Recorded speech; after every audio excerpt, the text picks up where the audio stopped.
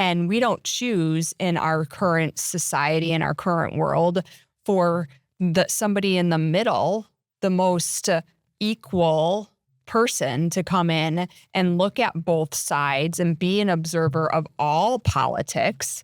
We choose the full spectrum. We choose to listen and get entangled with the far right or the far left. Well, because that's what's pushed on us. That's what is easily viewed on a TV screen, right? Or on social media. And this is how we are controlled. Yeah. It's the programming. Right. It's programming. Many things I wanted to follow up from even just first from the thought or the thing that you were saying is that, yes, like thought is so important, right? Thought creates all these things. But the first, because this is why I'm obsessed with hypnosis, right? Is like when I work with my clients, they tell me, why am I thinking these thoughts? These thoughts are not helpful to me, and I don't know where I even came up with these thoughts.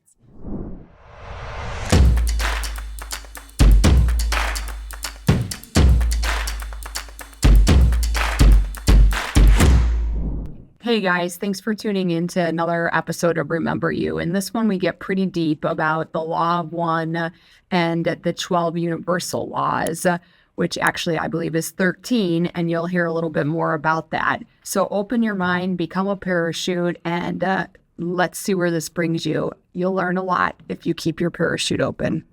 Hey, so welcome back to Remember You. I'm Christina Olson with our co-hosts here. Today we're going to talk about mentalism and the law of one and how everything interacts together. Open your mind, think outside the box as we talk through some of these things and put the judgments aside. There's a lot of information and a lot of things you can learn that we'll dive deep into. Enjoy. Awesome. So the universe is mental. Christina, you want to go into that? Well, Yeah. when we think of mentalism, we think of how did we get here, right? So everybody's always wondering about like, what's your passion and what's your purpose here? Wait, backing up. I got to ask for the basic 1, 2, 3. What is the definition of mentalism? Like, what does that even mean? I think it means that we're living in a mind. Okay. So it's a concept. We're talking about a spiritual concept. A spiritual concept of of mentalism that really all of this is just in your mind. So I'll add to that and just kind of how do you use that on a day-to-day basis? Thought is everything. Mm-hmm. You don't do anything or create a result without thought, either conscious or unconscious. And that's what's interesting to think of thought as a spirit, because it's all in our mind and no one gets to see it. Right. Right. So if we're thinking a thought and we're creating something like the creation of the world, and it all started with the mind and then speaking it into existence. So we have to first get it into the mind. So just the thought that mentalism or thought is spiritual. Exactly. So what the idea here is that our God, whatever God you believe in, is the mind that had the idea that brought nothing into something. Mm-hmm.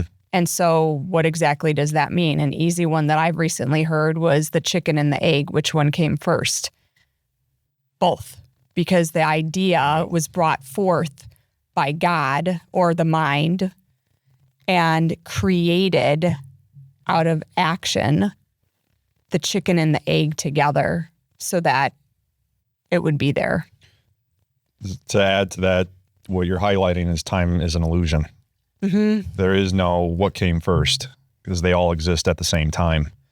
And this linear experience that we have of reality where I'm at 1 year old and now 38 years old, this linear experience is just my consciousness, my awareness flipping through pages that already exist in a book. And for the listeners, think of it this way. There's been like these fleeting scientific evidence of lizards where we cut the lizard's tail off, and in the certain photography, you can actually see the tail still there. Yeah. Because it's still there. Phantom limb. And it's a different time and metaverse that is the tail's part of that lizard. I love this. Yeah. I'm so glad we're talking about this. One other thought to add to another layer is I actually just did a webinar. That girl who's amazing, Em on the Brain. Yeah. She's a neuroscientist. She's like a Gen Z neuroscientist who dropped out of her PhD program because she was so fascinated with how obviously the mind and subconscious mind work, and was able to get like off of all of her ADHD meds, like all of like the depression things, chronic illness, basically just using the power of her mind.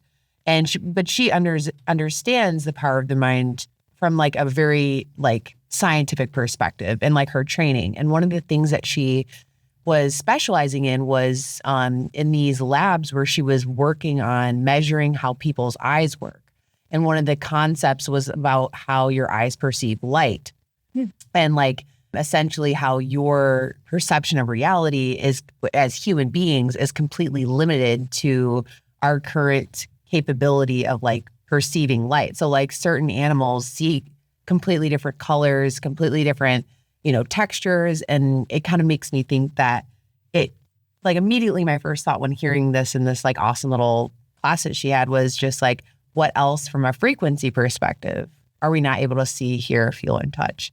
Just because we don't have the technology to even measure it. It's kind of like the same exact concept. Yeah, exactly. And I think too, if you even take it a step further with your eyes, we talk about all these vibrations, and each vibration has a vibration of color. And this is a whole nother like law, right? The law of vibration, which we can get into. But if you think about that, your eyes are perceiving the vibration at which you are currently operating at. So the fact that maybe I can see something, but you can't see something, is because I'm vibrating at a slightly different vibration than you, maybe up or down. And the same with the colors. So interesting. So in the idea of mentalism, or the concept of mentalism, is perception and awareness to be able to see ultraviolet light versus just our standard spectrum of light, right? And when we think about mentalism and the universe is mental, or this reality is mental, different dimensions are not like necessarily like height, width, length, and 3 dimensions, and then time, the 4th dimension, and then 5D, the 5th dimension. It's really about higher levels of awareness. So as you raise in the dimensions, 5, 6, 7, 8, 9, whatever it goes up to, that's your level of awareness, perceiving things. Even though I'm in this physical reality, I can tune into my spirit, and I can tune in and go beyond time and be in a higher dimension, even though I'm still in this 3D dimension. So your eyes, your senses being kind of just perceiving 3 dimensions, you can see beyond that with the 6th sense. So your perception, the way you see things, how you see things, it just expands. This is how you elevate and go to higher dimensions within this mental universe. So then we have to go back to, how are we thinking? That was hard stuff, wasn't it, Trey? I know, Trey. Our producer is having a meltdown. We're trying to play it cool. We just acknowledge it. Just No. Lean in. yeah. Just don't throw up on the. It's okay. All right, Michelle, drop some heat. Yeah. So what I think is what we need to focus on is what thoughts are we thinking?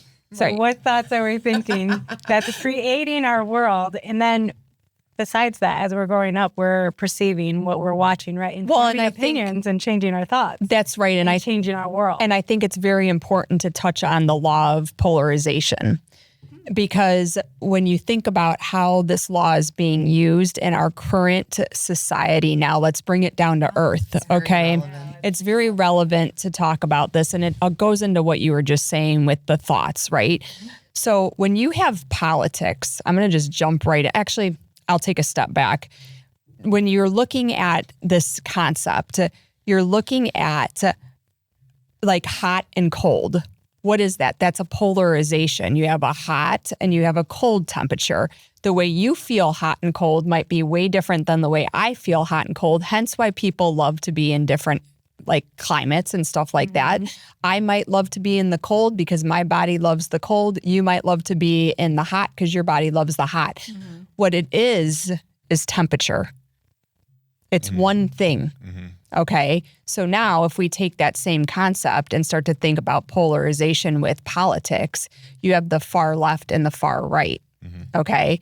And we don't choose in our current society, in our current world, for somebody in the middle, the most equal person to come in and look at both sides and be an observer of all politics.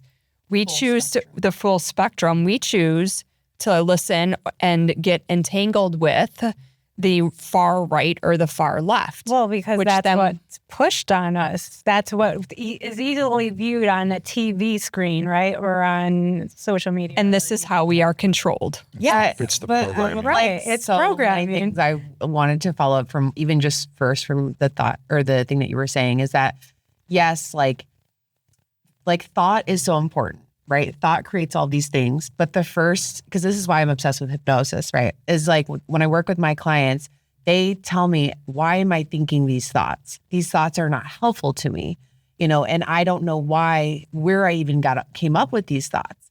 So then you look at television. So then you look at then you have, that's why even one of my first episodes that we did is like about, I think one of our last guests talks about this, is like taking a step back and like auditing. And I tell my clients to look at their mind like a garden, and they're the gardener and they're going in and they need to take a look at it and weed the garden. Mm-hmm. And they need to see what plants and flowers they planted and what they don't recognize in somebody else did. And if it's helpful to them or not, does it make the garden more beautiful? Does it help it grow? If it doesn't, you need to get in there and pull it out.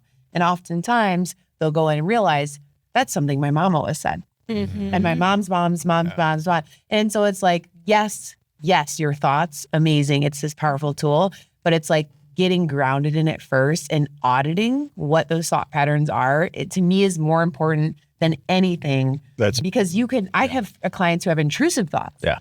And I have clients who they don't live off of they're on their phone 24/7. Like, why am I crazy? And I'm like, oh, well, what are you looking at? Like, what are you consuming? Yeah. Like, it's immediately, I view your thoughts, it's a mechanism of this amazing brain tool that we've been given. Mm-hmm. And consciousness is what allows us to begin using that mechanism, which is your thoughts, to actually create the reality you want. And that, to me, from a even bigger macro perspective, is where so many issues from a societal and global perspective, because no one has consciousness around, or many people, we're not taught that you can choose. Right. And you can be the observer of what's going on, and you don't have to be see, controlled by it. And you don't have to choose the right or the left, that you can be in the middle, and it's good to be in the middle. That's where we need to be to raise our consciousness as a society, as a community, and get to that next level. If we stay broken apart on, either side, far right, far left, cold, hot, whatever you want to say, that will continue to pull us apart. And that is what most people that control this world right now, like the top 7 billionaires, that trillionaires, whatever they are, do not want us to know as the little people. The sad thing is that they will realize when they pass on from this life, they will see all the hurt and everything that they've created here and have to go through that. Well, and that's the thing. Their perception is they don't care because they're trying to be the trillionaires or billionaires, and they think this divisiveness for all the people is the way to get there.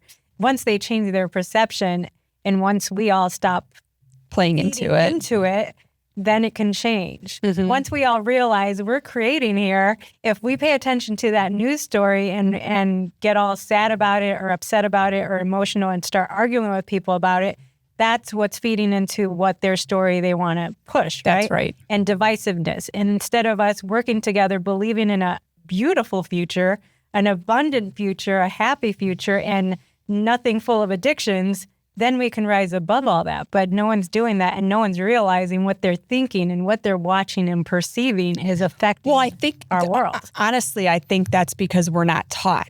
So from the beginning, that gave me goosebumps. Yeah, I was like, that was wonderful. I got it too. As you were saying that, my whole body was like, yes. I was like, keep going. And it's, why are we not teaching our kids this? Why are we not talking about this when they're 5 years old, when this is actually, they are moldable to learn these things? There's probably just a few people even understand that. Well, everyone else is zombies. We're thinking that we don't have control about our life. Mm-hmm. That any thoughts or anything we consume is going to affect our thoughts and our whole world. No one's thinking that. maybe a few of us are, but in order to change that perception, we have to have a discussion, right? So, Right. You want to know the hack to winning at anything? what? It's by playing your own game. So there was, I just posted about this, and it was a story about me and my son playing spike ball. Love. He kicks my ass. Like, it was the first couple games that I taught him, and then after that, he just started just hammering it on me. And so Love that for him. Yeah, right. And he's talking shit, and we're having fun, and I'm competitive, but I'm having fun with him.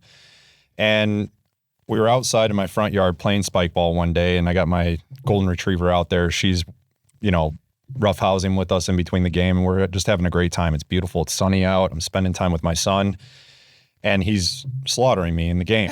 But I was like, how can I change my perspective? Because I can't get a leg up on him in this game. Like, he's better at it. So the thought that came through my mind was saying to myself, all I do is win. And so I just kept on saying this. It's like the song, All I Do Is Win, Yeah. win. And Good hypnotic mantra. right? Yeah. And so every time he scored a point on me, I'm like, no biggie, dude. All I do is win. Doesn't matter. And he's like, what are you talking about? And he's Got like, into his head.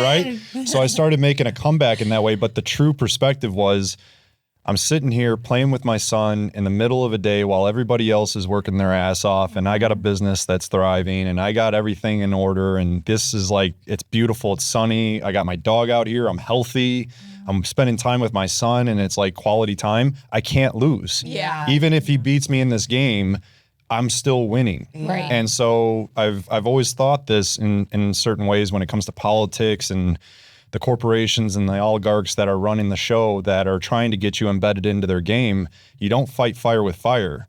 You play judo. You flip them on their back and you play just a different game. So if they're all going left and getting into this party and doing this thing, that ain't my scene. I'm going to go over here and do my own thing. That gave me goosebumps. That's right. And that's the whole thing about like not watching the news. You can make a choice to not watch the news, and you're not playing into that game.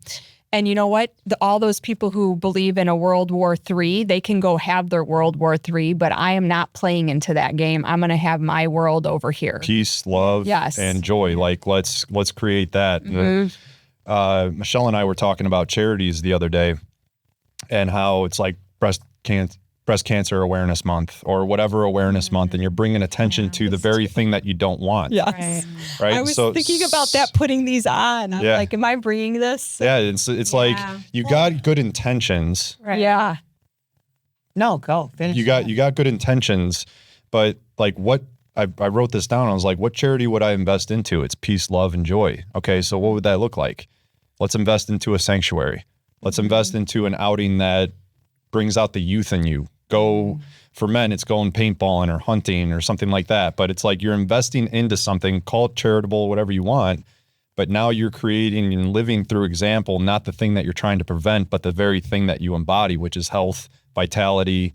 And let's bring awareness to vitality. Let's bring awareness to health. Let's bring awareness to youth. Let's bring awareness to time being an illusion. And that this whole this whole experience here is all meant to just get you. What we've created in society is pay attention to me. Look what I'm doing. Buy into me. That's the McDonald's. That's the fast food. That's the news networks. Yeah. And they're go ahead. I have like, making us it's sick. just so good. It's so good. But the one thing that before I forget, it's actually a quote from Mother Teresa. Yeah. And like, I learned, like maybe when I was like 10 or 15, like it just always stuck with me is that one of the biggest things that she was always known for was not ever being like anti-war, but pro-peace. Yeah. Yeah. And so it's like the energetic concept, like even just feel how that sounds. Different. I'm pro-peace. Yeah. Versus I'm anti-war. It's like it's there's something completely aggressive. different. It's Completely like, different. There's still like I'm anti, I'm against, but Yeah. it's like, no, like I'm for peace, I'm for harmony, I'm for balance or whatever else. And there's just such an energetic shift even hearing that. But I wanted to also piggyback on what you're saying about the consumerism. So I newly lived downtown Chicago and I absolutely love it because it's like I am in the Matrix. You are deep. And I'm Yeah. like, this is a video game for real. And so like, I like can see like the effect because there's so many people around. There's so many like, I love and hate the term like NPCs, but it's like, and there's all these different things that you're seeing all the time. And one of the things that is mind blowing as a hypnotist and someone's like obsessed with like subconscious work is just like the like way that we are just bombarded at every single turn and corner to buy, to consume, to like, it's just like you have to wake up to get out. Like you in this point in time, things 10 years ago, I was telling Jordan, I'm like, I can't believe this is legal. Like, I mean, it's every single corner you turn on is selling to children, like products, you know, it's like, I'm just talking about like, you're saying like McDonald's or, you know, toys or like things that you need. And it's like, once you get to this point, because I even get to that point where it's like, oh, I really want this. Because I do like nice things. Like, there's nothing wrong with that. But you get to a point where you realize it's like, why do I think I need that? So like, ask yourself, is that really me? Like, am I being influenced? Like, what is telling me like in such a deep level? It's like to a cellular point. And that's like, it's just so much more obvious and apparent in that like super high, you know, high population area. And so many people, like you were saying, are just walking around. I saw someone walk into a freaking pole the other day. They were on their phone. Yeah. I was just like, Jesus H. Like, wow. Well, that hopefully woke them up. I was just like laughing. It was just such a like metaphorical thing. But and then you wonder why people are so focused into their phones. Why is that a thing? Why can't they just look up to see where they're going? I love walking around and just like observe. I like put my phone in my backpack and I'm like, this is entertainment. Like, it's a zoo. No, and it's also like the beautiful day and there's like beautiful buildings and like amazing things like also to enjoy. And it's just like most people aren't. Everybody's hypnotized. Yes. The majority of people are not critical thinkers, not thinking for themselves. They're in this hypnotic trance. And then you got junk food that's dumbing them down even more. It draws down your energy and your frequency. And it's like you're trying to get out of a hole that just continues to break down and get deeper and deeper. And then you're around people who are doing the same thing. Then you have this opposition around people that you quote unquote love. Mass hypnosis. Yes. And it's like trying to break free from that.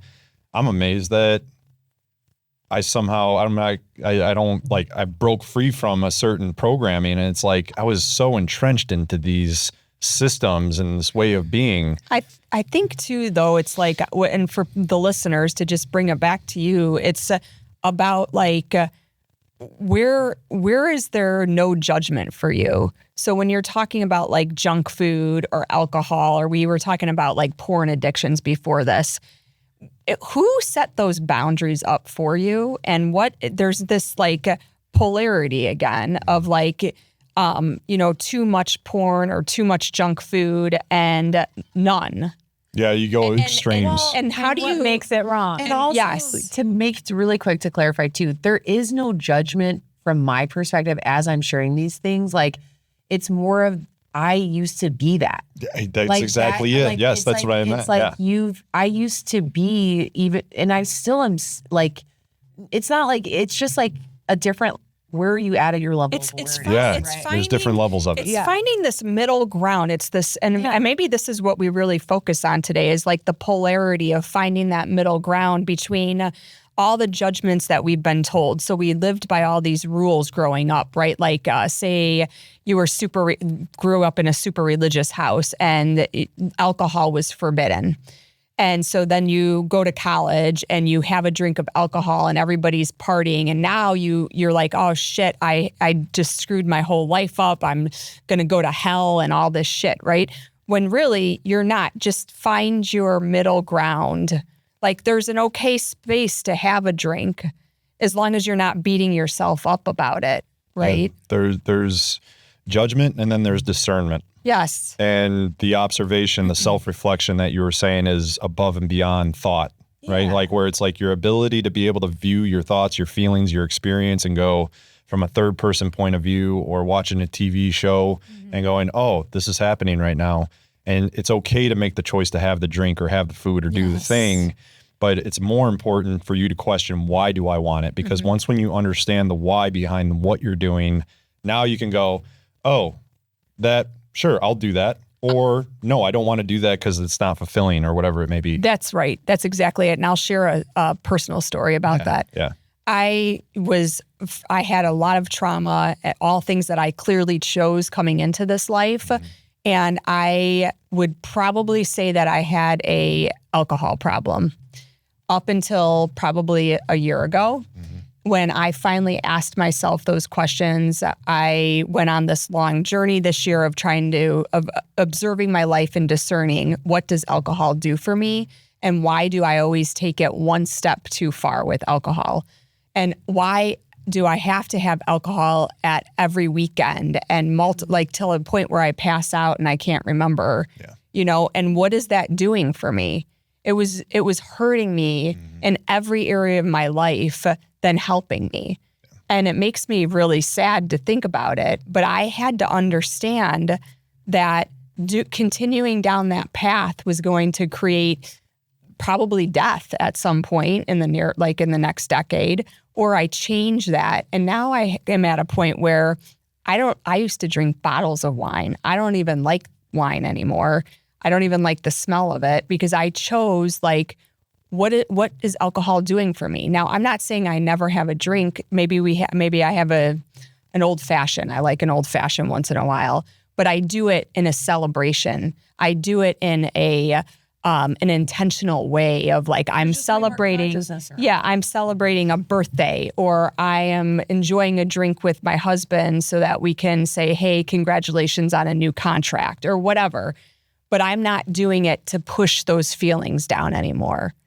And so that's where that discernment comes into play, and realizing that you're the creator of your life. And instead of dealing with these things, don't use porn, food, alcohol, shopping, blah, blah, blah, all the social media, phone, whatever it is, to not deal with your life. Well, it's like a form of avoidance. Yeah. Essentially. Well, you mentioned push down something. What do you think you were pushing down? I wasn't dealing with my trauma.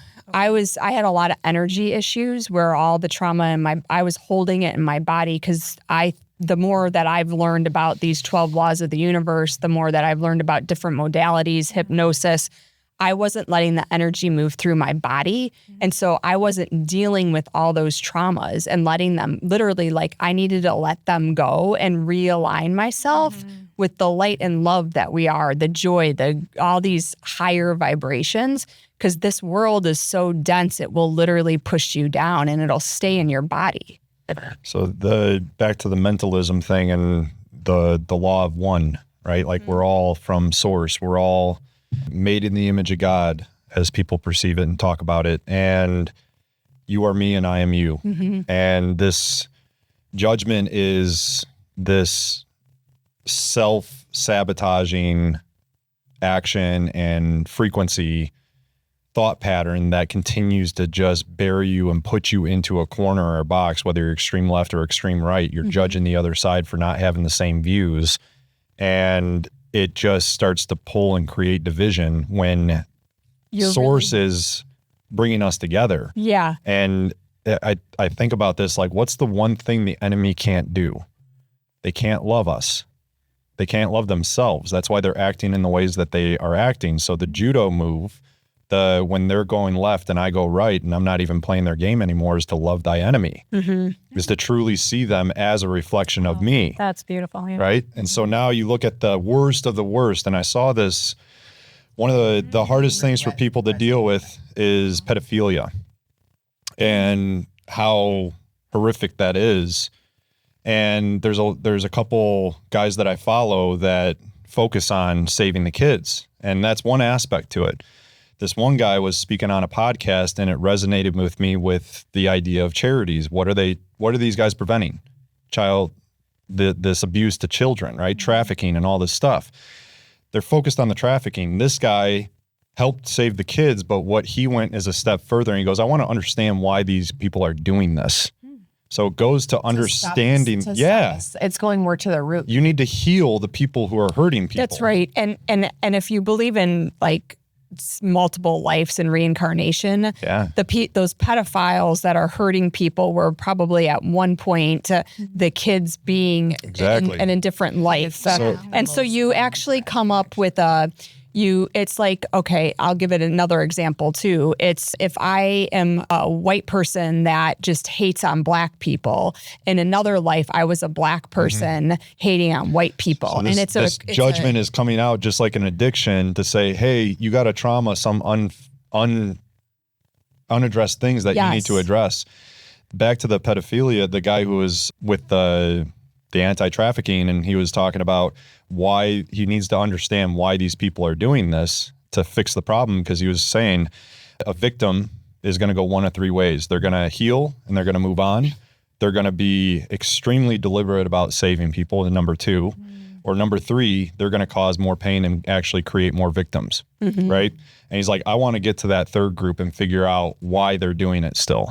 And this is where you can go to this is one of the most extreme situations where you could easily say, put a bullet in their head and just end it. No. But this is, again, we are all a reflection of one. This is not convenient where I love this, love, joy, and light only when it's convenient. And this is where people get caught up in the wokeness or waking up, is it's when it's only convenient, because you go down, you as you rise, you have to be more honest with yourself.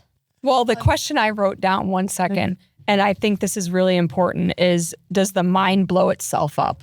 And that's what you're talking about. You get your mind blown multiple times continuously. There's a good story to this. Like, what is enlightenment? And it was a story of this bum who was sitting on the side of a river in downtown London area. And it was at night, and he was just sitting down by the river, and a beautiful woman comes up in this Rolls Royce and says, my boy or my man, you look like you could have a place to sleep for the night. Would you like to come? He goes, absolutely. Thank you. And so she takes him to his mansion, sets him up in a room, and he's being taken care of, nice warm fire, and all the food he could have.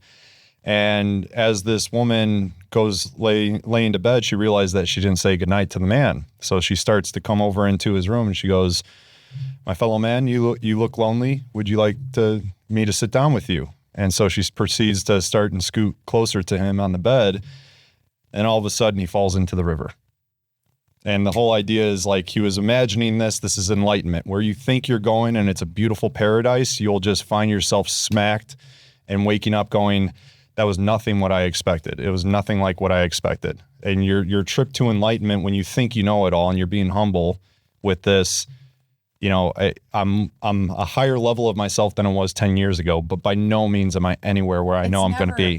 It's never done. Like, it's never over. And there's actually one thought I wanted to bring up that came to mind when we were talking about this, is that, like, I feel like there is this phase during your awakening process, or whatever you want to call it. It's just maybe even making it simple of just like expanding your awareness of yourself and others around you. It doesn't, even if it's not spiritual, but there is this phase where you can get trapped in like a kind of almost like a spiritually like narcissist, egotistical, like spiritualized, ego-driven thing. And it's very common in the wellness space. And it's very easy. I think it's a part of the process where you think like there is only one way. This is the best way. And then really, once you get past that and continuously humbled by the universe showing you like, oh, okay, like now you're ready for the next level. And you come to this place where it's like, and again, like this, I feel like this happens to me like every 6 months. I'm just like, oh, okay, yeah, here we go. Like, and it's integration. Yes. So, and going back to what you're saying again, bringing it back to like the polarizing views, it's like that never serves anyone. Like whatever you're pursuing or whatever you're thinking is like, yes, it's good to know. I love that I've like swung on the pendulum for so many topics, because it's given me awareness to understand where people are coming from. But like always, my best self, my happiest, most balanced life is when I don't have this extremist perception of like anything. And I have like understanding. I know what's good for me, but I always come back to this like in between space. Like yeah, it's like drinking even. I went to a concert last night and like had a couple of drinks. Like I'm not like this holier than thou person. Mm-hmm. Like it's not that. Like, but it's because I know little moments of swinging back are really good for me, and it's helpful and fun. Like it doesn't have to be like this like constant like obsessive like picking apart, what you're doing. Yeah, and I think too. Oh, go ahead. I was just thinking we're putting labels on everything and judgments on everything. Yeah. And I liked what he said about the having love for that thing, because you transmute it then. That's how you change everything. If you stop having the perception of a negative thing, anything that we're judging, anything we're putting labels on, it's like if we can just love that. I just told you that the other we talked day. about that is clarity, changing, growing, whatever. Having love for that thing and seeing it for what it is. Like they became what they became for maybe a negative reason. And if we could just show love to them or love to that situation, you transmute the whole situation. It's the law. It's the law of transmutation. Yeah. You don't get there until you start doing this with yourself. Yes. And this is the hard work that people are ignoring is I have to forgive myself. I have to release the shame, the guilt, the anger, the accusations, the fingers that I'm pointing at everybody else, no matter what it is. Our spouses, our partners, our siblings, our family are like the closest ones that are going to trigger us the most. And that's by design, not by fault. Right. And it's there to reflect, to look at yourself. And when you can gain that peace within, it's your cup runneth over. You're now giving peace to the world. And it doesn't matter if this person complies to you or not. They could yell at you all day. Somebody comes at you and anticipates you being pissed at them for what they do, whether it's an extreme case of abuse or something else, and you just look at them with love and light. That is the hardest thing for people to do until it becomes just a way of being. And your self-work, your self-practice, the hypnosis, the meditation, the nutrition, the strength training, the mobility training, the lifestyle, the choices, the boundaries, everything you set is so critical to set this life up. And so many people try to isolate health from business and wealth. And this is where I'm like, your body is your fucking temple. You need to pay attention to this. Do not neglect it. And we've all been in places where we've neglected it and we had one wish. It was to get our health back, our energy back. You literally you cut your business off because it was like, I'm done. I can't handle this. Right? Because it's not all just alcohol, porn, food. It's food too. Like Big this part. morning, there was a cake. Are we going to ingest that cake just because someone brought a birthday cake and it was there? Just like anything else. What are we ingesting every day? Food, cake, bad food. That doesn't make us feel good. And why are we ingesting it? And why are we putting labels on this is good or this is bad? Porn is bad. Who's to say? There is no such thing as labels. We made that all up. It's all mentalism. It's all in our head. There's no, I had a client. Real. Yeah, nothing's real. And it's only bad Walk in. based on what we think is the reason we're Taking an even bigger turn. I love it. I had a conversation with a client last night about this. It's like when so she's really into sports and she's being judged on her tumbling performance. And she's like, well, you get a 0 to 10, 10 being the best. And I said, well, who makes that scale up? And she's like, I don't know, the tumbling gods. And I'm like, exactly. So she said these judges never give 10s out. And I said, okay, so you really don't even know what it means to get a 10 and how you're going to accomplish that. And so who makes these scales up? Who makes the math? Who makes the numbers up? Who's to say that in some other universe or reality, we have different number system? And think about it. We're making it up. We're deciding, is it bad to drink alcohol? Is it bad to watch porn? Is it bad to eat that cake? We're deciding. It's our perception. We're the reflection. So whoever we're connecting with, and we're deciding this opinion, it's all in us. Any perception, any belief, it's all in us. And where do we get it? Maybe we picked it up from family. Maybe we picked it up from the TV. But we picked it up from our surroundings and decided to make it our belief. Okay, we make it our belief, and now we have perceptions that are crazy that are not other people's perceptions. And that's why I heard something about look at perspective. Look at another person's perspective on something and not just your perception on something. Yes. And that's amazing. It is. It's true. And so then you become the observer of what is going on in your life, and you can quickly switch between looking at everything at all different angles and saying, okay, I see all of these different angles and I understand them, and I'm going to still stand in the middle here. So I ask this question a lot with our guests, right? Who are you without the label? and this identity that we create and we continue to recreate and edit and revise and observe. How many times do you consciously connect with the observer, the I that is looking at Justin or Michelle or Hope, Christine? Like, how often on a daily basis? And it depends on what we got going on. But like, the more in touch you get with that I, the letter I, label it all you want. It doesn't have a label. We're just given a concept here.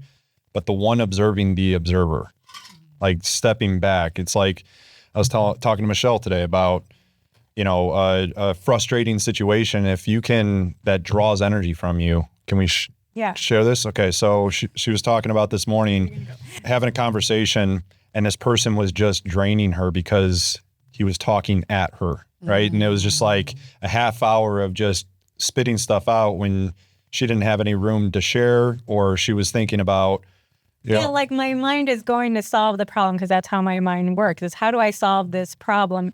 And maybe that's not even something that person wanted me to do. It was just listen and whatever, not do anything about it, just listen. But my mind is not doing that, and I don't know what to do because I don't have a chance to ask what's the role I'm supposed to play here. And maybe I'll stop working in my brain of I need to come up with a solution to this problem. And so then I realized I was drained and I needed to take a nap. And I'm like, is it that, or is it other things that happen during the day? Because I'm like, what the hell?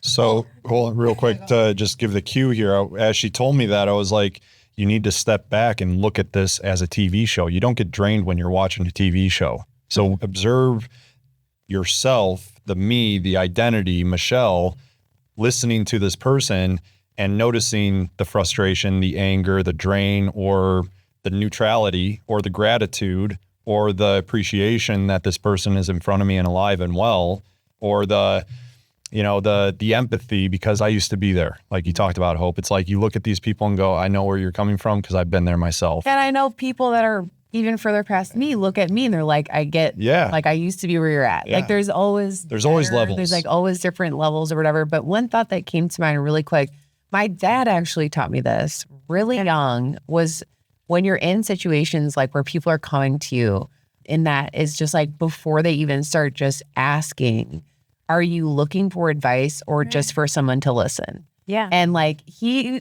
used to be like, why are you telling me this? I'm like 15, because it was just like, because we're natural, him and I are so similar. It's like, I have the same thing where it's like someone tells me something, like there's a problem. It's like my way of love is like, we're going to fix it because I don't want to see you in pain. And that's like my love language is like, I'm not, but then oftentimes you could be robbing that experience that someone needs to go through to like grow or whatever else.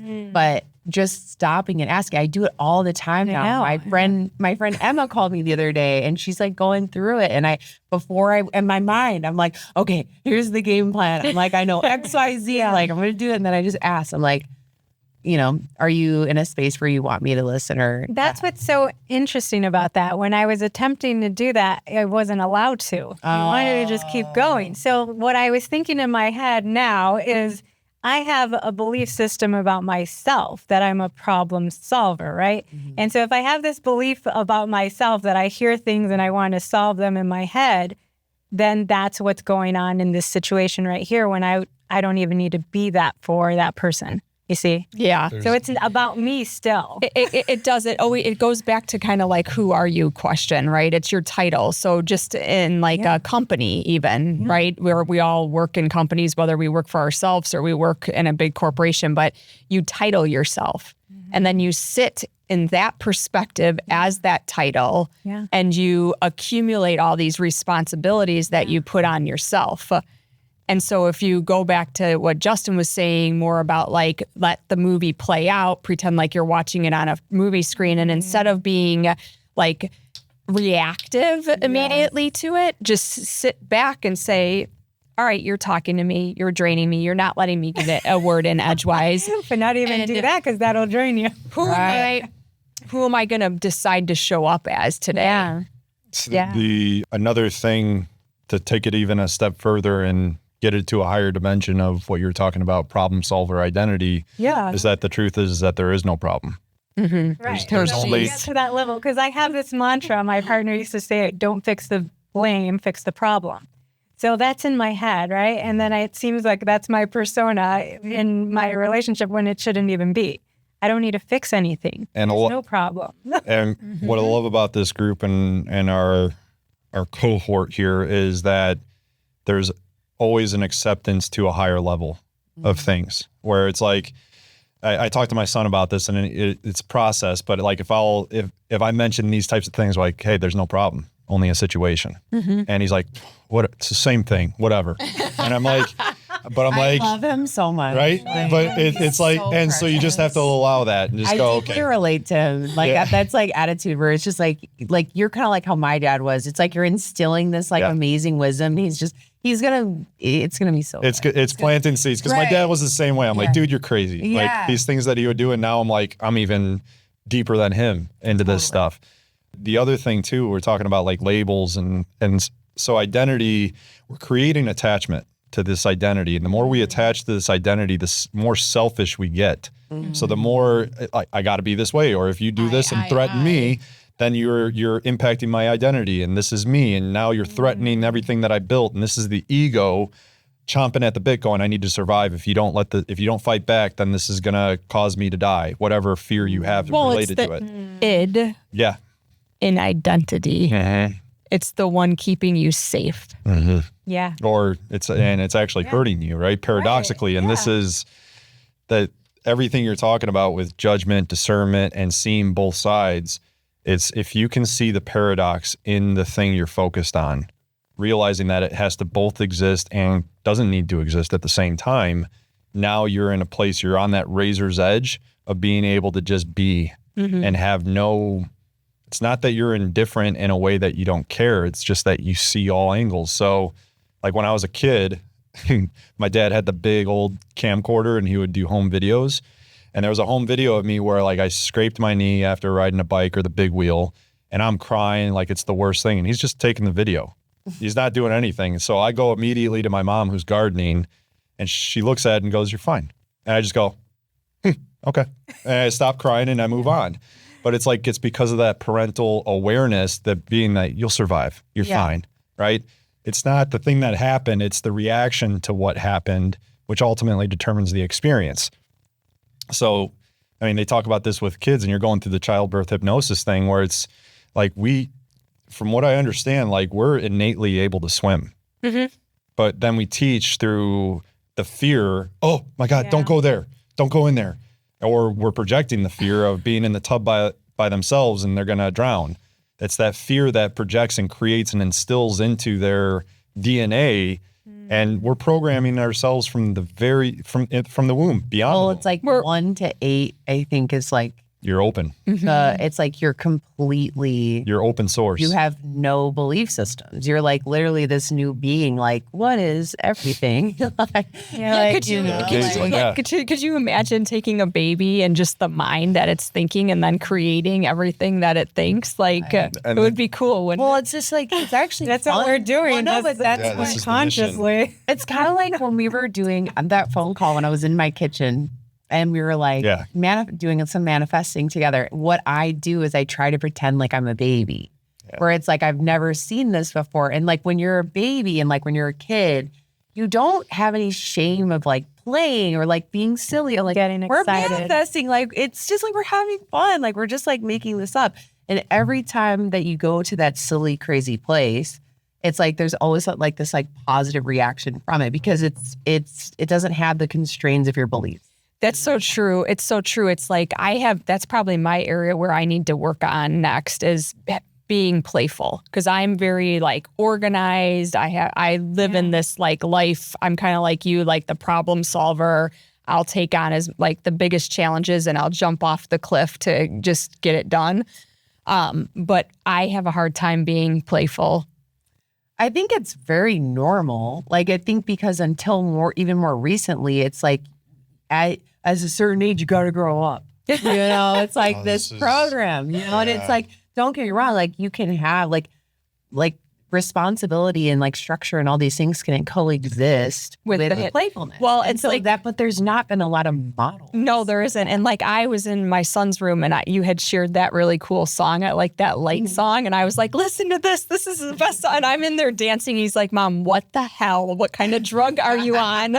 And he's like, leave me alone, because he's so not used to that side of me. Yeah. But it's fun. You can It was develop fun. it and like continue to expand and test it out. And it's just kind of like, it's silly. Like it doesn't have to be anything. And it brings so much. Like there's even studies now that about how people learn. And when you incorporate fun and playfulness while learning a new concept, it like locks in 1,000 times. I don't know the statistic, but it's like, It's natural. It's like it becomes more imprinted 10 times easier and you learn 10 times faster because it's not this like, okay, you know, Memorize this. Yeah, memorize this, which like works to an extent, but it's like we just haven't had that as an option from like I think a societal perspective. Yeah. But I think we still need to go back to, I am everything and everything is me. So you can't say you don't have the joyful side. You're just saying you don't because you're not using it for some reason at certain points.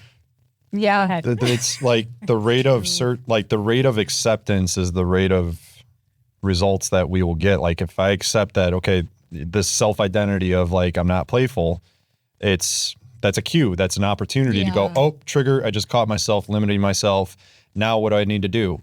I need to revert it. I need to change it, revise it. And now I am playful. That's right. And then it's instantaneous. Like that spike ball moment with my son where it was like, all I do is win. And then I just started playing it in my head and started saying it. And I was just having a blast. And I was having fun pissing him off in a way that was, it was just like, it was this playful moment that then it gave me the like, oh, I just tuned to a new frequency. But like all I did was just open it. Also, you're not getting anything from it. There's no desired outcome. There's no deadline. There's what is the purpose of this? Yeah. And that is something that like I think is so lost. And specifically, like I relate to what you're saying is like even we were talking about creating content on social media. I was working with my mentor, just finishing up for my like brand and everything, and we were going through this whole content plan, and the whole time, like, it's really good concepts. I'm ripping them up. I'm like, hell yeah. Like, and I'm just like, but what's the CTA? What's the outcome? Like, what's the result? I'm like, there needs to be efficiency here because I fucking hate social media. Like, there has to be like a return. And she's like, no, like this process is you transitioning into the new identity of being a creator. She's like, you have to create sometimes just to create. Because it's the expression, it's the flow, it's like a practice, it's a spiritual, it's like devotion. Yeah. It's not about constantly seeking this endless result. It's an embodiment. It was like such a like body check. Yeah, like, I was just like, God, I love that. I was like, oh my God. And so then now every single day, I come home because I'm learning how to paint. Like that's something I've been doing this last year. I'm like using like drawing and stuff that they used to do when I was younger.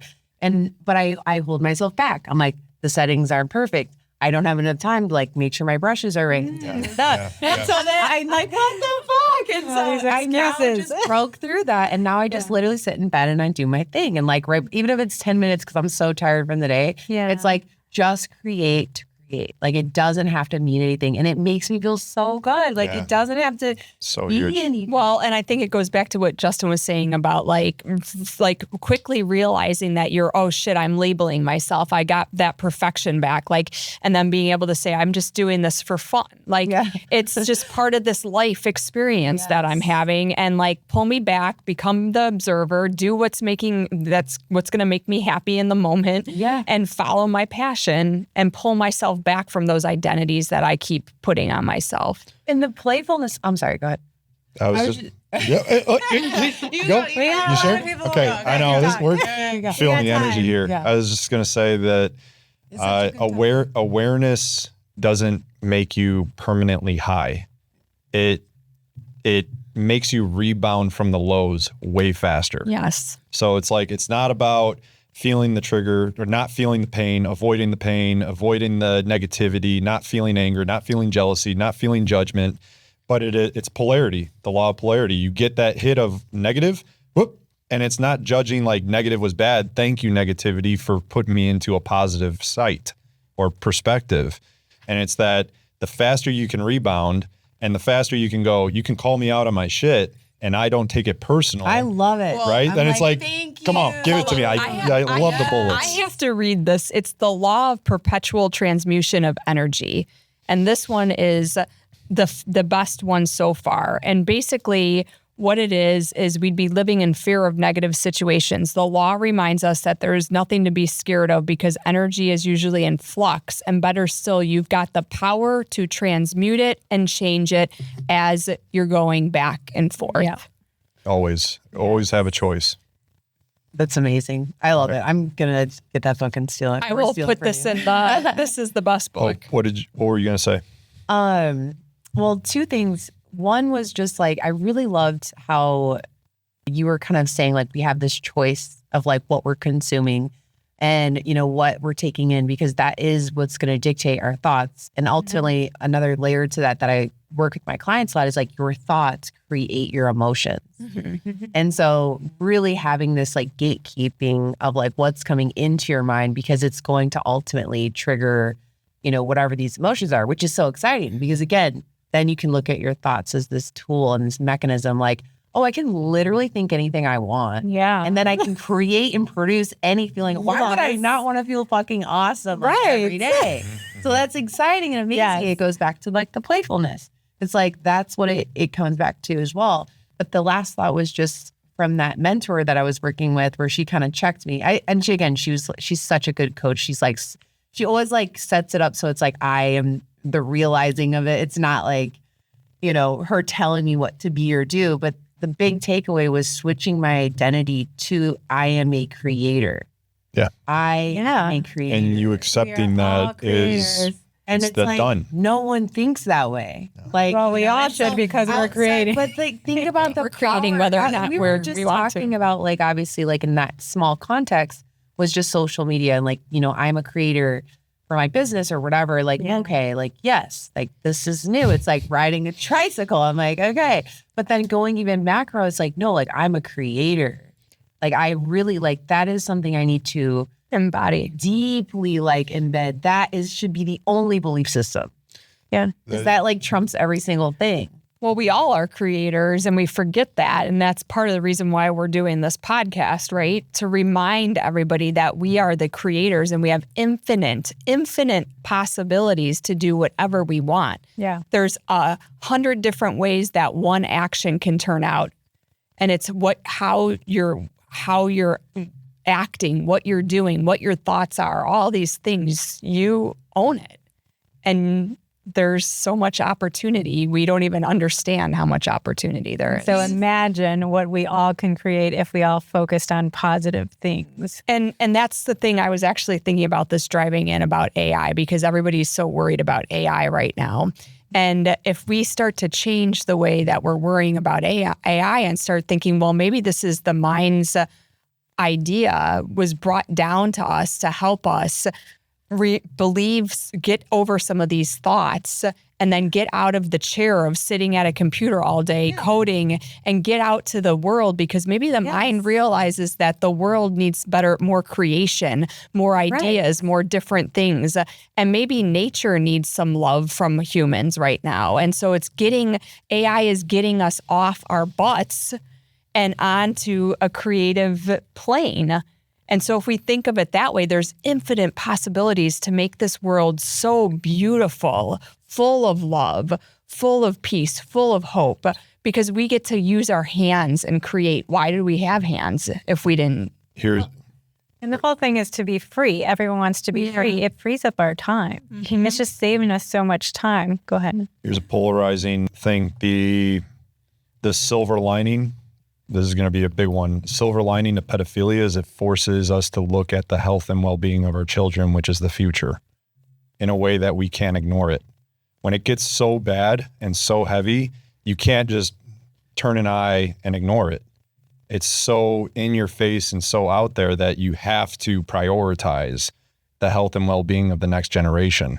But we have to go back to the health and well-being of the adults. Yes. So you have to, you first and foremost, even before that, it's with ourselves. Yes. Because if I'm judging them and looking at them as the problem and that's the issue, I'm part of the society that is creating and allowing that to happen. So I have to take responsibility and forgive myself for the judgments and the hate and the anger that is generated from it, to then go out there and be able to sit eye to eye with a person and understand, why did you do this? And what was the pain? What's the pain that's actually going through it to do this? Go back to like when I had my criminal defense stuff. Yeah. They were victims first.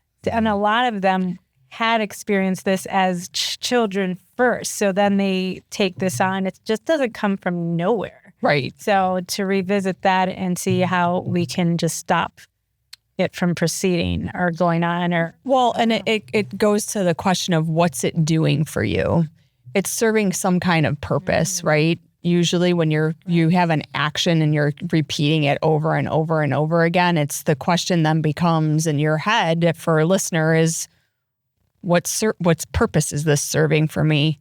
And am I ready to change that belief system to have a different outcome? And so where we go back to addiction, if someone says they're addicted to something, what are they avoiding experiencing so they can be addicted to this and be safe? This is something I'm used to, I'm comfortable with, so I'm going to say I'm addicted and stay in this space and not change who I think I am, because I could change it like that to avoid a different situation, right? Yeah, I think we talked about this on one of our other episodes, but the I am an alcoholic, what does that do for you? Right.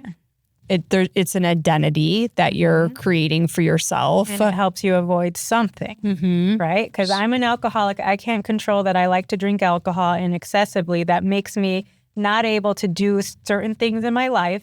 And I have this addiction, so I can't live this life over here that maybe people expect me to live. I'm going to live this life over here. And I am a victim in this area. Right. I'm a victim and I can't change my circumstances. Yeah. That's why a lot of people who go to rehab, I had a dear friend who was a bad alcoholic and drug addict. She passed away at 42 and left 2 small kids behind. And she was in and out of rehab. And, you want to help that person. You do everything you possibly can. But when she identified as I am this way, she could not pull herself out, unfortunately. Why it's not good to just keep saying, this is who I am. Why AA? If that's what they start off with every single time, you have to switch that. I am not this anymore. I'm here to maybe share a story, but this is not who I am anymore. Yes. Hypnosis is fixing that immediately, Yes. right? Where Yes. it's like, you're no longer an alcoholic, you are sober, or you're bright and beautiful, and whatever you want to pin it down I am as. sober. Yeah. And that's how most people get over that, the addictions to alcohol, drugs, because they just flip it. So it's easier said than done, in the sense that, because this is a lot of times, we're not in a society where it's go down your street to your local hypnotist and be able to just flip this, right? Right. So I personally am on a mission to absolutely but I mean, like change Walgreens, that. right? Yeah. Instead of a pharmacy, you go, all right, schedule a hypnotist session and just reprogram your mind. Boom, done. Okay. Well, yeah, because people can't get past the critical factor. So that's the mind has It's too this. simple of a concept that they can't accept it as that being that simple. Yes. Because it is that simple. As soon as you decide, like I decide I want to be a certain weight, height, not height, but weight, I want to embody a certain type of person, you can just decide. I don't want to be addicted to cocaine anymore. I don't want to be addicted to alcohol anymore. And you just decide. People don't realize that it is that simple once you decide. And sometimes a lot of people have to hit rock bottom where they think, this is horrible where I'm at right now. I don't want to live like this. And then they change. Right. And rock bottom's usually when they come to a hypnotist or something, because they have tried every single other thing and they're like, I don't know, I can't do this anymore. Or my health is in such bad shambles that I don't know how my hormones are interacting. Help me. And I'm at rock bottom. It's really great. You look like you're about to say something. Yeah, I was just going to say, like, adding to the addiction thing, like this uncontrollable urge that we experience and seems like it's compulsive is just a trigger that you have an unconscious trauma or pain or void that is not being filled by the very thing that you think is making you feel good. It's like sugar. It's like cocaine. It's like sex. It's like anything that is instant gratification and does make you feel good in the moment. The clue that it is toxic and not fulfilling you is much like a toxic relationship. is there's moments of highs, but man, there's a lot of lows that follow through with it. There should never be a low following something that fulfills you, such as God, spirit, self-fulfillment, boundaries that keep your energy in check. These things do not have hangovers. That's the truth. That's the light. That's the ultimate. What we're seeking here is creating alignment around the people, the information, the food, the how we celebrate and play, and creating more of that, because that just builds more momentum. Yeah. So being aware of how we feel after we do certain things, like whatever we eat, whatever we do with someone else. Yeah. Self-reflect. Like it goes back to Hope's origin point of like thought, but before thought, become aware of the thought. Yeah. And look at it's a 24/7, 365 job or way of being, is a better way to put it. And it's like it goes back to what is it doing for you? Because we're here to relieve traumas and work through them so that we can transmute the energy and get to a higher level of consciousness.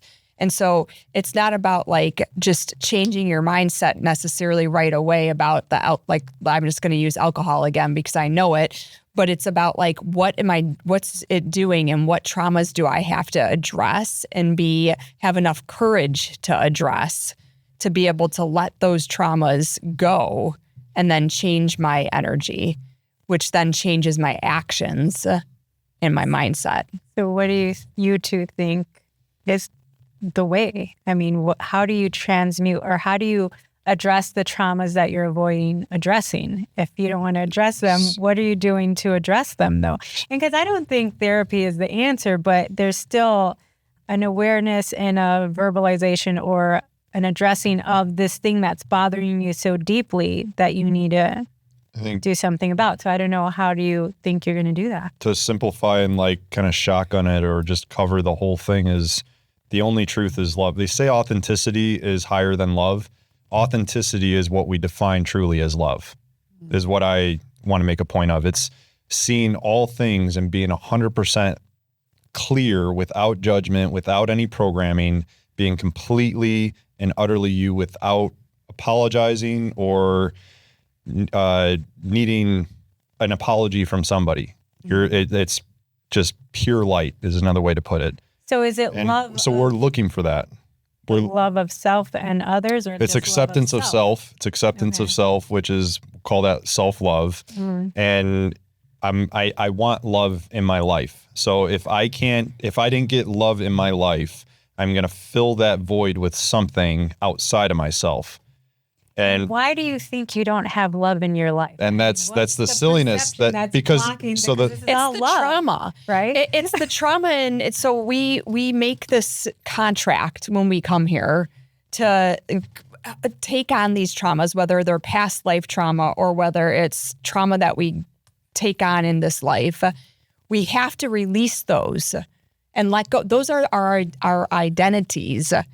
As you say, our egos. They're like if ayahuasca ceremonies, a lot of people come out of them and say, my ego died. What the hell does that mean? It's all the traumas that you're letting go of.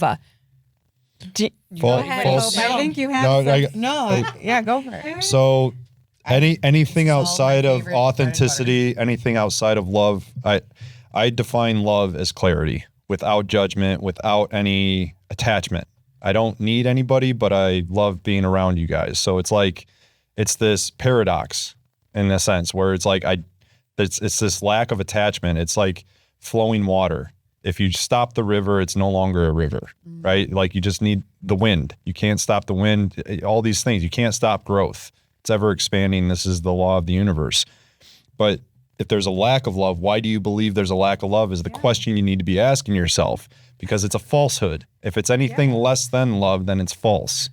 And you're just not seeing the whole, it's there as an illusion, just as we can say time exists in the metrics that we measure, but it really doesn't. It's all an illusion, and that's a hard concept for people to draw from until you start asking yourself that question and it starts to come to you either like a 2x4 in a moment, or it's like over time it just drips and fills that cup to eventually where you're like, oh, I get it. Yeah. It's an illusion. I want to, like, I'm so with exactly the direction this is going, but for our listeners, I want to come back to the question that you keep asking, which is so great, is like, how do you do this? So right. So it's like a tactical. So like everything we're talking about is so big and conceptual. And like, these are things that I already believe and I'm in that frequency and like, yada, yada. But like when someone's coming to us, like you mentioned, it is oftentimes in their lowest point.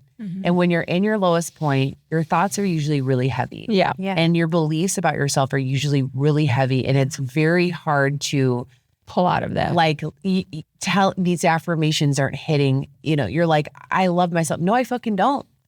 I'm like struggling. I'm suffering. I'm in this place. And Well, so, it's not, it's the I am love, I am worthy. And you have to continue when you're in those heavy spots. But how do you feel it if you How do you feel it? believe it, or You have because to. that's why you're in the situations of addiction or whatever. right. So how do you start to You have feel to it for start yourself? opening your mind. So for me, I guess I could share my story. Yeah. Okay. So for me, it's like, I don't know how far back I want to go. I had all these traumas. Okay. And I tried all these different modalities, and it was talk therapy first when I was probably 19 years old. I became a psychology major because I wanted to help people, but more it was I wanted to fix my fucking self. Yeah, that's most Right? Usually how it goes. And Yeah. so then I started I had all these people outside that I thought were causing all my pain and all my hurt and all this and all that. And I had to go on all these journeys in the time and space. I do agree with you. I don't think there's this time and space. It's like these opportunities I had to find myself. And I did all these different modalities. I won't go through every single one of them, but I finally realized that I am the mirror. And that everything that I'm doing, every interaction I have with you, every interaction I have with you, every interaction I have with you, every interaction I have with my spouse is really just me. And when I pull that back to myself and I start looking inside me and okay, I have this issue where maybe I don't say my truth.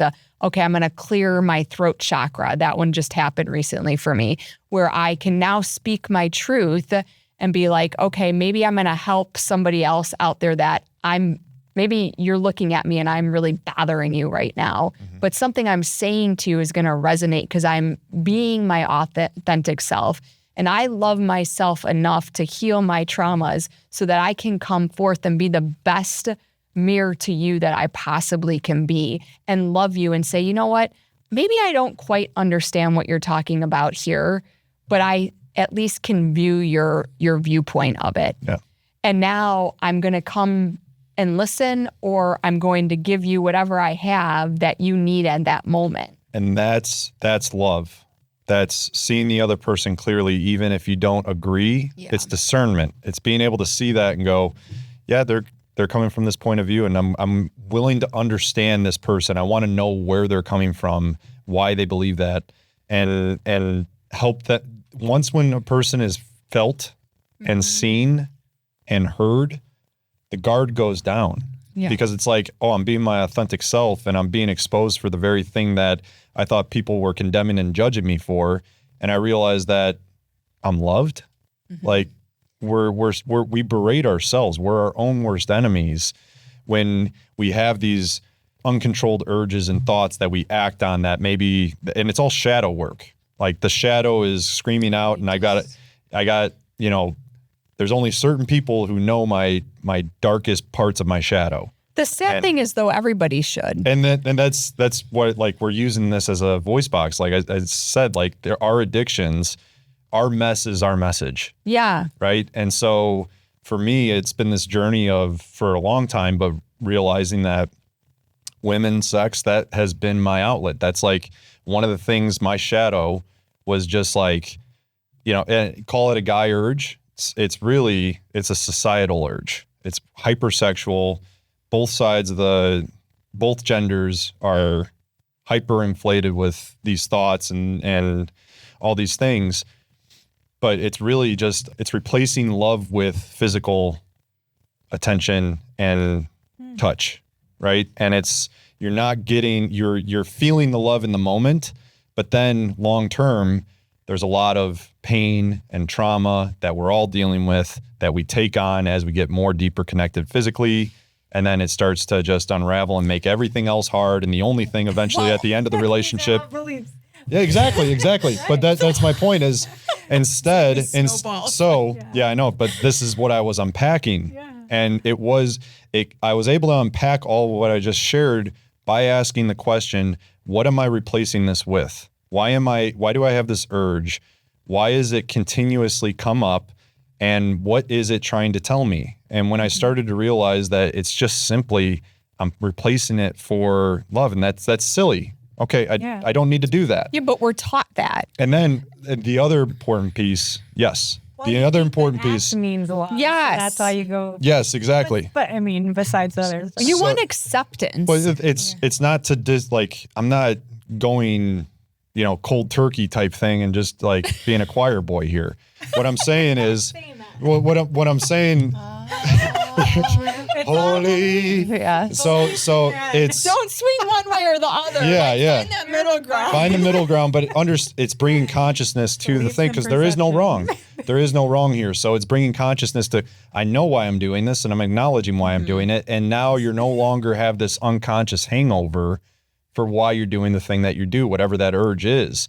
And we're here to experience both the spirit and the physical. Mm-hmm. And this is what the breakdown of the word human is. Decide what you experience. And if you go, like I heard Sadhguru say this recently, where he was like, if you go too much into one bucket, this is where you start to get breakdown. And this is where so if you're too heavy in the spiritual aspect and disconnected from the physical side, you're going to break down. And same thing with the physical. Well, I was actually getting that way where I was doing like a lot of meditations and stuff. And like my head was like in the clouds. And one of my meditations, I was like, help me. Like, I don't know. I feel like something's off. And it literally showed me, you need to put your feet in the ground. And like, I got this vision of like grounding, getting the nutrients out of the earth, put your hands in the earth and get more grounded. So there's this, it's back to the polarity of like, there's this heaven and this God, this mind, whatever we want to talk about. And then there's this reality of the world that we've created, and get grounded and take the right action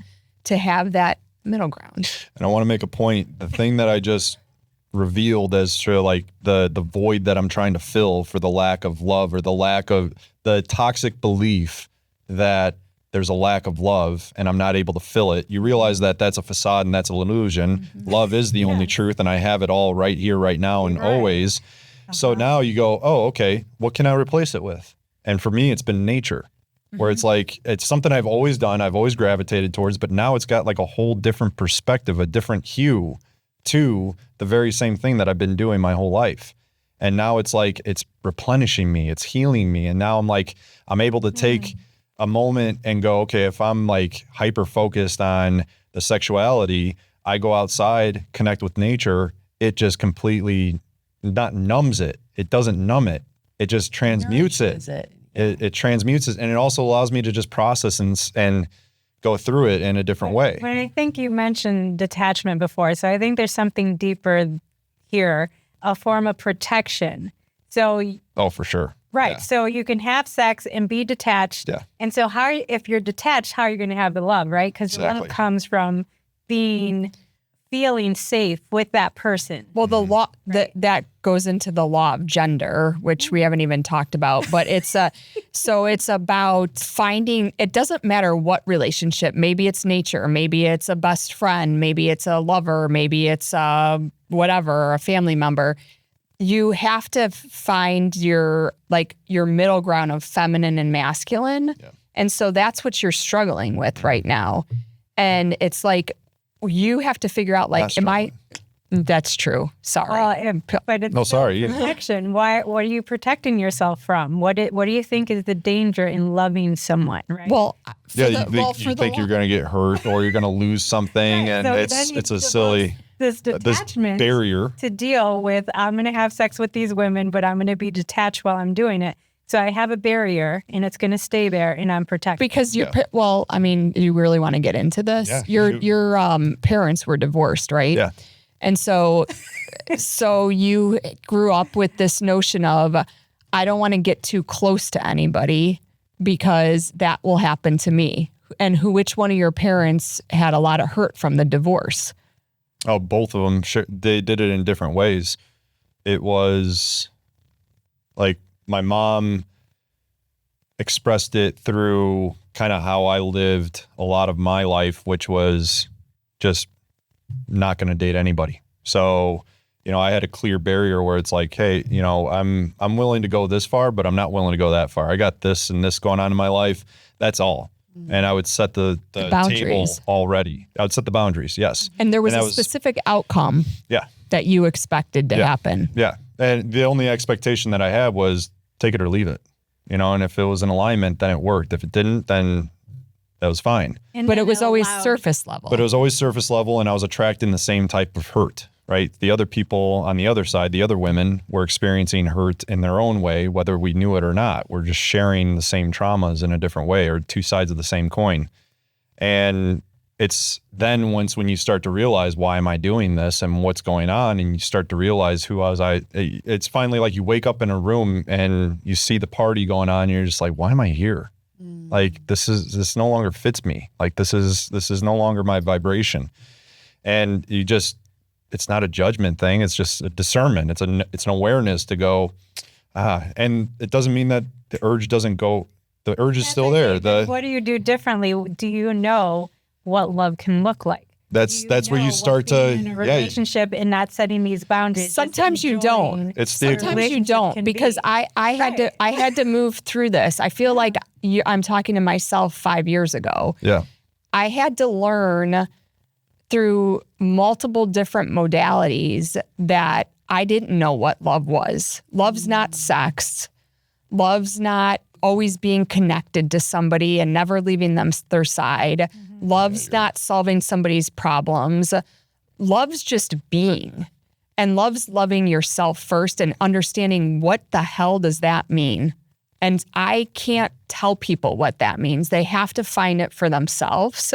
And then all of your other relationships literally fix themselves. This is why I say love is authenticity, right? Where it's like, if you're just yourself, the people are going to align around you. You don't have to put a mask on. You don't have to facade and fake and apologize or lie in that sense. And it's kind of, and it's also an acceptance that the person doesn't know themselves completely either. Right. It's like, it's just allowing for the growth and the space to happen and allowing that person to scrape their knees, fuck up.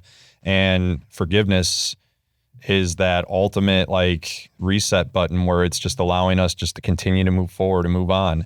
And I'm not speaking from a place of anything other than doing this to myself. I don't have the long-term relationship other than with my son's mom to say we've kept it together and we've been able to co-parent great because of forgiveness, because of acceptance, because of allowance for each other, acceptance for she is who she is and I am who I am, and we just allow each other to be. Right. And that's a form of love. That's yeah. And so I think love is enjoying our lives, like being around the people we're around, because if you feel love, if you emanate love, you're bringing towards you people that you enjoy being around. Okay? So just embody the joyful feeling, why everything is feeling, emotion, energy. And if you could allow yourself to just be excited and love what's going on around you, you bring all the people that you're going to love being around. It's perfect. It's exactly what needs to be done, and cancel those thoughts that come that are negative, that no longer serve that purpose. You're just judging things that you don't even need to judge. This is love, right? This is So you can speak upon your experience with alcohol probably in the same way that I'm speaking about with sex. Is it's like enjoying the old fashioned, right? Like, it's the dosage. Yep. And it's the time, the space, the setting, the intentions. Like, there's intricacies beyond the physical and just a glass to drink, right? And the same thing goes for any other addiction, junk food included, and television and screen time and work, all these are addictions that are filling a void that can never be filled with anything outside of yourself. That's right. And that's where hypnosis can literally flip it, like overnight. It can literally change just through awareness, because that's all hypnosis does. It is. It just opens you up, opens your mind. I love this saying, the mind only works when it's open. It's like a parachute, right? It only works when it's open. And that's this idea of wait a second. I'm going to actually interrupt you for a second. And I think of hypnosis as too, and just our lives in general. I talk to my clients a lot about this when we're going through the hypnosis process, is think of your life as a snow globe. Like everybody knows what the snow globe is, right? Where you have it, you shake it and like everything goes crazy inside. Well, there's these little blizzards that can start popping up in those snow globes. So if you just start like shaking it a little, you can see everything in it, and you can kind of start to see these little like tornadoes popping up. Hypnosis is just about being able to realize when those tornadoes are coming up and those old behaviors that no longer serve you are popping back up, whether it's sex, drugs, alcohol, shopping, whatever it is. You need to realize that that's coming up, that feeling's there, and choose to do something different about it. But I think we need to go deeper here then, because if he and the other person you're with was just fine with just having sex, there would be no problem. But so now we have to see that even when a person has set the intention that that's all I want from this relationship and maybe some other things, and to go no further, that can hurt them and that can hurt another person. Some people can do this and some people can't. Can they really, though? Well, that's what I think the discussion should be. Can people do this? Are we wired to attach to someone? Are we wired to be in couples? Does that help? Because I heard people live longer, men live longer. I was like, well, right, not women. Yeah. We are wired. We're all, because we're meant to be together. And so when someone's fighting that, that's where the disconnect happens, because then they realize people can get hurt trying to do it that way, trying to have detachment. I have some thoughts about this. Go ahead. So I had a lot of relationships, but I also relate to a lot of things. I relate to, it's so funny. This is like, we're also each other. You're seeing the all. You're seeing the all. I've had the relationship thing. I like relate to all these different things. And what is love, right? I would say and also understanding attachment. There have been experiences where I've been in relationships. The longest relationship I was in, I think, was just over 3 years. But I knew there were so many things that I learned about myself by like sticking to that length of the relationship, even though we decided to go our separate ways because we wanted what was best for each of us, and us being together wasn't producing like a positive outcome at that point anymore. But like individually, like we were better people from the relationship. And so I think that there's like, and then after that relationship, I was like more casually dating, and I had a couple like very short-lived where it was like one person was kind of like that, where it was like we really became friends, but also there was sometimes like the sexual interaction of it. And it actually was so good for me because I needed to learn, like this person, we didn't have like lifestyles that aligned or whatever, but like we had an amazing time. There were so many good positive things about it. And it helped me learn how to detach, because in previous relationships, I had been so like, I need to like embed myself into your like, that's so true. Being. And that was like so unhealthy. And I didn't know that like, there's so much power in just enjoying an experience. And it like prepped me for a better relationship in the future, because now I'm not constantly like auditing and like hyper vigilant, like, is this the right thing? I'm just here and I'm enjoying it. And like once time progresses, you're like, all right, like check in about like your future goals and stuff. But it's like, I used to be so afraid like of being hurt or like even just like real intimacy that like going on the other end of it, having this more casual relationship created this beautiful form of love. But it was like, you know, it was like the river. Like I just let it be what it was. Well, I think it's because you have to, if I analyze it and in my own life, and I've had the same situations where you have to like head on address jealousy, head on like an open relationship address in a sense. Yeah. basically. And so in those situations, you have to start asking yourself, like, what's causing this jealousy feeling in me? If I've already agreed that this is an open situation or whatever. Insecurity even. Or It helps me see all the insecurity. things. And it was like super healing to go through that in that sense is my point. So it's like, is it like ultimately harmful? Like, I mean, I think it did end and like we ended up like needing to not like go our separate ways, but there's still like love and like it was very peaceful. It wasn't like I hate you and never talking to you again. It was just like this interaction is It's like, over. It's over. And like that's it. And it was like, so to me, it's, do we have to constantly like, I don't know. I think what we need comes to us in those moments. And I think relationships are like a playground for individuals to like learn, express, and heal. grow and heal. And like intimacy, I think we talked about this before. Intimacy, when you are not from feeling like a place of self-love, which most of my life, I didn't even know what that meant. Intimacy is literally terrifying. Like when you don't have that base. And like that was my experience in every relation. So I would swing. It's like, no, having the hookup culture is so great for me because it's like, this is transactional. We're like, you know, it is what it is. You going in, you should be detached. That's the point. Yes. If people go in to protect themselves, I'm going to detach. This doesn't mean anything. We're just doing this act for pleasure. And so I'll detach. But people that are seeking love, it's a more dangerous thing, right? Because you can get hurt. Oh, So I say, do we as human beings want the love? Because why couldn't you just have the detached relationships and be with someone that could be in that detached relationship and you both be happy? If that is possible, or is it possible? That's the question, right? I think that we can all relate to our upbringings influencing us to live the lives that we have lived. But at some point, then we can't blame the upbringing. No. But what I'm saying, this is my point. Yes. So I know the next generation of kids, Trey included, is just not dealing with the same hyperfixations. That's true. No, I'm saying there's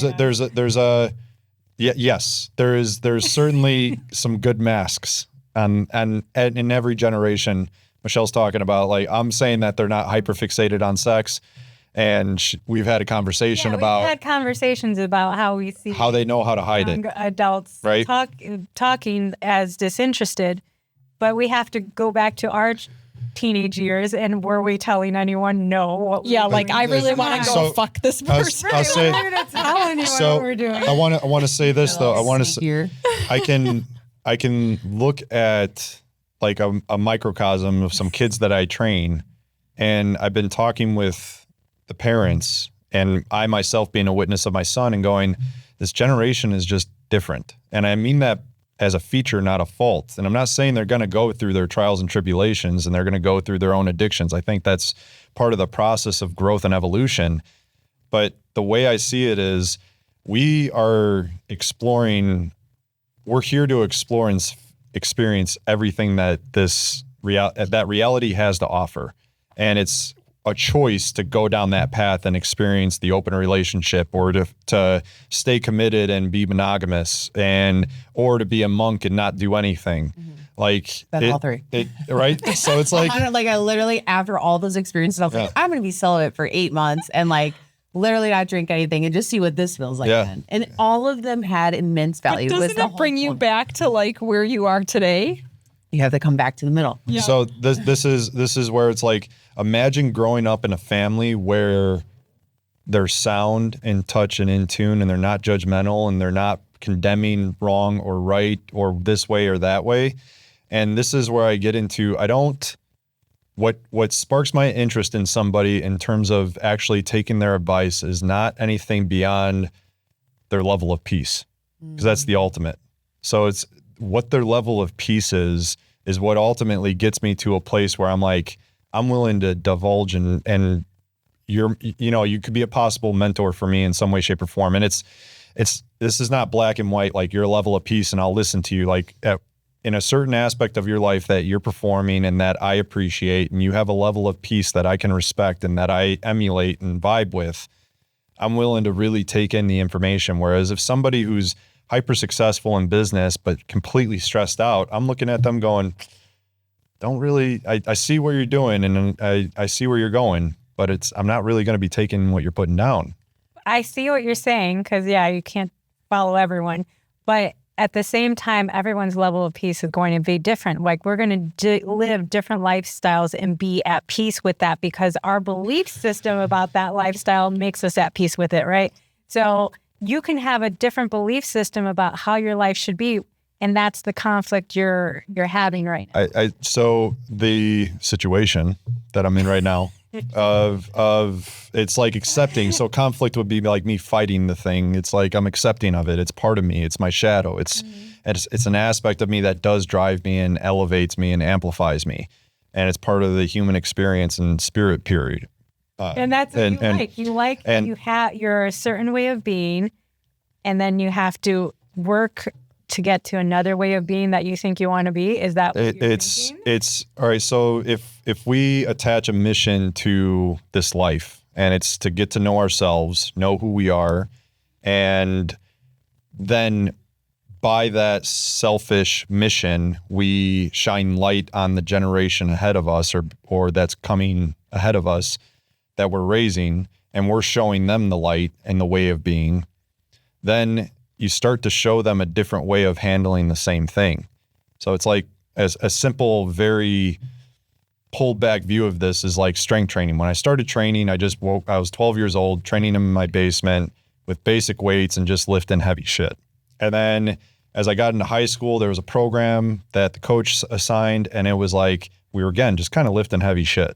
And then when I got into college, I started training with a trainer, started getting a better idea of what I was doing. And then I started working with strength coaches and mentors. And now I was like, wow, this is a completely different level to the same thing that I've been doing my whole life.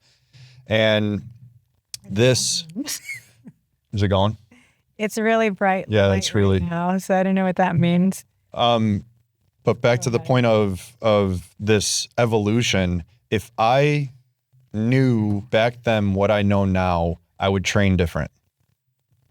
And if I had the mentors and the example in front of me going, hey, I know you got it in you, but translate it this way and you're going to get way more results. And so I experienced excitement with strength training like I never did before. And I look better at 38 than I did at 28 or 18 because of how I know, because of my awareness. Me too, right now, because I worked with you, but we can't go back and say we should have, would have. No, I'm not. It's no regrets. But it's no regrets. Why we're doing this, right? It's more about like the idea appreciation. And as you raise your consciousness, as you open your mind, as you use your parachute, as we bring these children into a different way of idea appreciation, our consciousness rises as a collective. Yeah, it's exactly. Yes. And so rising tides raise all ships. And so what Hope, her adventure and craziness and awesomeness that she went through, the generation that she's guiding, it's not that what she did was wrong or right. It's more clarity on what you want to do. So make the choice or not make the choice, or come up with a different idea. Get really clear. You're going to be really clear on what you want to do a lot sooner. Like my son he's animation, YouTubing, dialed in on what he loves doing. At 14, when I was still trying to figure out what I wanted to do. And, it's like there's more clarity. We already have the seed planted within us. It's just if it germinates, gets fertilized, and there's less weeds, to your garden analogy. Yeah. Mm-hmm. Well, and one other, I really totally followed that entire journey of what you were saying, of like wanting to have someone give you kind of like this blueprint. It's like, hey, there's an escape hatch over here where you can get to where you're trying to go quicker. But at the same time, going on that path and that journey, there was probably so many things that like you actually needed to go through for you to like get to that place. But the other thing I wanted to add too about the relationship thing to close that loop of kind of what we're talking about is that if we can, or like programming the future or like, being a better guiding light, it really does go back to really understanding as young as you possibly can and embodying a true feeling of loving yourself. And like feeling safe, growing and expanding and changing, and not like, and being okay with like truly who you are and living in that vibration of authenticity, because then relationships, there is no risk. Right. When you're in a relationship and you truly love who you are and you get to a place where it's like, okay, maybe we aren't aligned anymore, walking away doesn't feel like a sad ending. It's like, this just, It's a beautiful transition. The whole thing about relationships is that no matter what, they will always end. Yeah. And so how you transition, the way that you do it, whatever happens, do it with love. And that's the most important thing. I'll say this, a reframe on that is they will transform, they will evolve. Like it always exists. That's the definition of existence, right? So it's like, it's always there. So, and that's another topic for another time. But what you were talking about, Hope, with self-love, there's a prime example of this. There's a book called Summerhill by A.S. Neal. And we've talked about this before, where it was this principal who started an academy where you had kindergartners through 18-year-olds living all in one place, self-regulating themselves, and all because he set up an environment where they were free to express themselves. They weren't judged. And he really made an aim to understand every child. And he had a track record to turn a kid who got kicked out of school for bad acting and acting up, problem child, gets shipped out to this academy. And within 6 months, they turn around. And his philosophy was, in every child is God. It's only when you try to control them when the devil comes out. And so when you get a child who's 1 to 8 years old and getting programmed self-love, and they're being guided by people who have self-love, what he found, these kids were living together, girls and boys, and there was no track record of pregnancies whatsoever because they weren't hyper fixated on something that the devil had to come out in them. Yeah. Right. So this idea of like sexual experience is there and part of this physical experience and spiritual experience, but the hyperfixation on it is showing that there's something missing or there's something off kilter. And so if you are brought up in a world, these kids understand nature at a whole. It just made me think of something. So basically what you're saying is this newer generation of children, they have a higher consciousness, which then makes being intimate and having the act of physical, sexual, that is more to raise to have a child together that they can then bring into even more consciousness instead of an act of, I need you to love me. Yeah, like a trauma-based experience where, I mean, and I'm not saying like that's bad experience. It's, I'm doing this thing to fill a void versus the next generation is doing it out of love and expression. And then you create something beautiful. And now you create, we all create, we all were created out of love, right? But then now it's like, it's the 1 to 8 years old where we're getting programmed by somebody who doesn't have the self-love within themselves. Yes. I don't know. I was having a hard time following with you, but yes. Right. Now so now you have this generation, and that generation is going to breed another generation. And this is the hockey stick curve. How we raise our consciousness. This is the hockey stick curve of evolution and consciousness, where it started off slow. It started off like gradually building up, but then just like Bitcoin, it shot up really freaking quick because of this mass adoption. And I do believe, I'm sorry for listeners who don't believe this, but I do believe that this generation of children coming in around 2008 that were born around 2008 till now, up until now, they have chosen to come here to raise the consciousness of this world. So they are coming in with less traumas. They are higher level souls that are coming down here to help us get to where we need to be faster. Dolores Cannon calls it the third wave. Yeah. Where it's like there's these souls embarking into this world that haven't had the past life traumas that we've had. My whole entire body. Right. So like, it's, all the experiences that we've had in our past lives, they don't have that. No. They have, Earth is the hardest school in reality. Yes. Right. And so they're coming into this school without the the generational trauma that we've had. And they've chosen their parents. Yes. So they've chosen us. Like, I believe my kids they chose me because they knew that the way that I think is different than the way that most people think, and their lives will They're going to expand. They'll be able to expand faster. Yeah. And so this is what I'm saying, like the things that we're going through now. And yes, it's not right or wrong. And this is where, like, from the male perspective, from the man perspective, there's this red pill, blue pill like thing where it's like women who have a lot of multiple partners and everything, they're incapable of doing this, and this. And it demonizes the women, kind of dehumanizes them, because it's like, we were all brought up in the same generation. We were figuring this shit out all together, and we were just as guilty as you in condemning and allowing this and being condemned for it and all these things. And it's, again, kind of like back to the pedophilia thing. It's like, instead of pointing the finger and saying wrong, it's going, let's understand and let's bring love into this. Because when you stop the shame and the guilt and all of that, like, it starts to get clear, and we have the second coming. We're born again. This is it.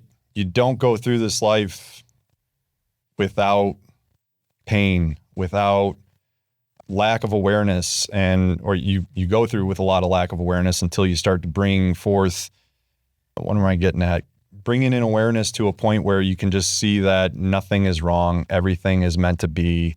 Everything I did was ultimately for the greater good.